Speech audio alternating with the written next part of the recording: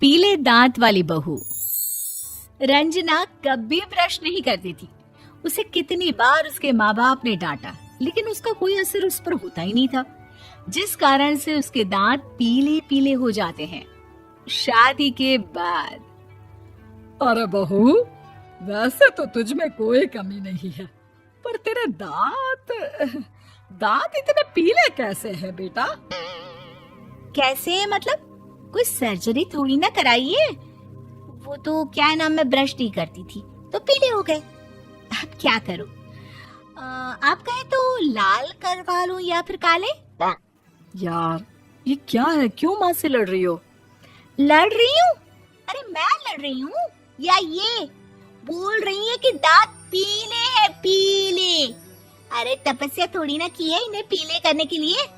बकायदा ब्रश नहीं किया है 20 साल तक, तब जाकर। छी, कैसी बात कर रही हो? ये उस वक्त तो पीले नहीं थे जब हम लोग तुम्हें देखने आए थे। अरे तब साफ करवा लिया होगा डेंटिस्ट के पास जाकर। अब देखो कैसे पीले पीले लग रहे हैं। रंजना सास की तरफ गुस्से से देखती है। फिर शुरू हो गई पीले पीले पीले। अरे पीले तो तब भी थे जब मेरे हाथ का रसगुल्ला उड़ा उड़ा कर खा रही थी और बोल रही थी, लड़की नहीं गुणों का खजाना दे रहे भाई साहब आप।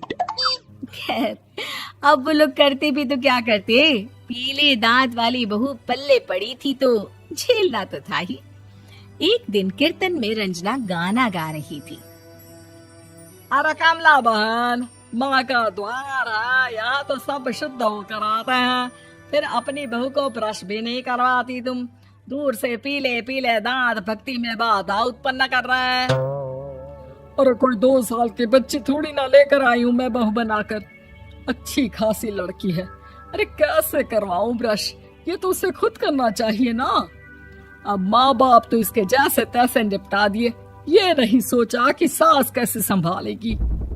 सास बहू को लेकर घर आ जाती है, लेकिन सोच लेती है कि अब इसे लेकर कहीं नहीं जाएगी।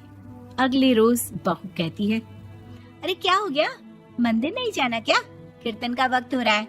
मेरी मधुर वाणी से कान्हा जी जागते हैं और सोते हैं। आप तो जानती है ना उनकी भक्ति में कितना मन लगता है मेरा। वो क्या है ना, तबीयत ठीक नहीं लग रही है मेरी, आराम करूंगी मैं। तबीयत ठीक नहीं लग रही? अभी तो मिथुन के गाने पर नाच रही थी आप, और अब बोल रही है कि तबीयत ठीक नहीं लग रही। अरे भक्ति में मन लगा लो सासू माँ, ऊपर जाना है, क्या मुंह दिखाओगी आप? हाँ? सास को बहू की बात पर गुस्सा आ जाता है। मैं क्या मुंह दिखाऊंगी, इसकी चिंता तो ना कर, समझी?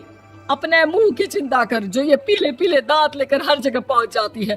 पता है लोग कितना मजाक बनाते हैं। ना जी ना, मैं नहीं जाना कहीं तेरे साथ।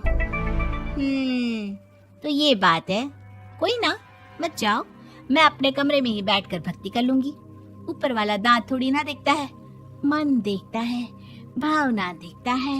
और अरे बस बस, तू सब कुछ दिखा, बस ये सफेद चमकदार दांत ना दिखाना किसी को, है?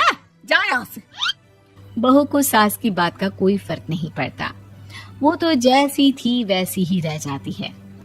सुबह नहाकर किचन में खाना बनाना, फिर खाना खाना, कीर्तन भजन करना और सो जाना। एक दिन, माँ जी मैं सहेली के घर जा रही हूँ, शाम को लेट आऊंगी। हाँ हाँ तो जाना, मैंने कौन सा तेरी आरती करनी है घर पर बैठकर। रंजना सहेली के घर जाती है, जहाँ वो पार्टी में जाने की तैयारी कर रही होती है। अरे शिखा, कहाँ जाने की तैयारी कर रही है? मैं गलत वक्त पर आ गई क्या? अरे नहीं यार, उल्टा सही वक्त पर आ गया। मैंने ये साड़ी और ज्वेलरी निकाली है यार, शाम को इनके ऑफिस की एक पार्टी में जाना है। बताना कैसा लग रहा है ये सब? नहीं यार, इस ड्रेस के साथ तो वो वाली ज्वेलरी अच्छी लगेगी। हाँ हाँ सही बोल रही है, मैंने ध्यान ही नहीं दिया। वैसे तो हमेशा से मस्त फैशन सेंस रखती है। तो बड़ा जाती होगी ना पति के साथ पार्टी में। रंजना कुछ नहीं बोलती, बस सोचती है कि यार काश ये बात सही हो जाती, पर मैं क्यों नहीं जाती पार्टी में? क्या इन लोगों की कोई पार्टी होती नहीं होगी? रंजना घर आती है और रात में पति से सवाल करती है, एक बात बताइए, आप मुझे किसी पार्टी में क्यों नहीं ले जाते? क्या आपकी यहाँ ऑफिस में पार्टी नहीं होती? पति बेचारा क्या कहता कि दांत पीले हैं तुम्हारे इसलिए। अरे कोई पार्टी होती नहीं हम लोगों के ऑफिस में, तो कहाँ से लेकर जाऊं? और मार्केट, मॉल, कहीं वीकेंड घूमना, कहीं तो। अरे यार, सारे हफ्ते में एक छुट्टी मिलती है, तो सोचता हूँ कि आराम ही कर लूं। क्यों? रंजना मन मार के रह जाती है। पहले कभी सास के साथ मंदिर जाया करती थी, लेकिन वो भी सास ने ले जाना बंद कर दिया। घर बैठी बैठी रंजना बोर हो जाती है। तभी उसे आइडिया आता है और वो मायके जाने का सोचती है। सासू माँ, 2 दिनों के लिए मम्मी के घर जा रही हूँ। अच्छा अच्छा, ठीक है, आराम से जा। और हाँ, माँ से कुछ अच्छी आदत सीख कर आना कि कैसे शरीर के हर भाग की तरह दांतों की सफाई भी जरूरी होती है, समझी? शुरू हो गई ना आप। वो लोग आपकी तरह नहीं है कि छोटी छोटी बात का बतंगड़ बना दे। उन लोगों के लिए मैं मायने रखती हूँ, ना कि मेरे पीले पीले दांत। रंजना माँ को बिना बताए उन लोगों को सरप्राइज देती है, लेकिन जैसे ही वो दरवाजे पर पहुंचती है, अंदर देखती है कि घर वाले कहीं जा रहे होते हैं। अब माँ, काश रंजना दीदी के दांतों वाली प्रॉब्लम नहीं होती, तो वो भी हम लोगों के साथ चलती ना बुआ जी की बेटी की शादी में। हाँ बेटा, लेकिन अब उसे कौन समझाए कि उसको उसके पीले दांत नहीं दिखते, लेकिन उसके आसपास के लोगों को कितना एम्बैरेसिंग फील कराते हैं। मुझे तो कितनी बार उसके स्कूल की टीचर ने शिकायत की कि उसके साथ कोई लड़की बैठना भी नहीं चाहती, और ना ही कॉलेज में कोई उससे बात करना चाहता था। लेकिन पता नहीं क्यों उसे ये बात समझ में ही नहीं आती। कोई कमी नहीं है उस लड़की में, बस यही कि दांत पीले हैं। वो तो भला हो जीजा जी और उनकी माँ का, जो दीदी को जैसी है वैसे ही रखा हुआ है। रंजना को अपने घर वालों की बात सुनकर बहुत दुख होता है।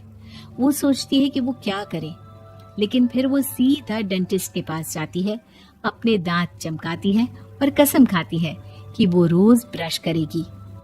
अरे क्या हो गया?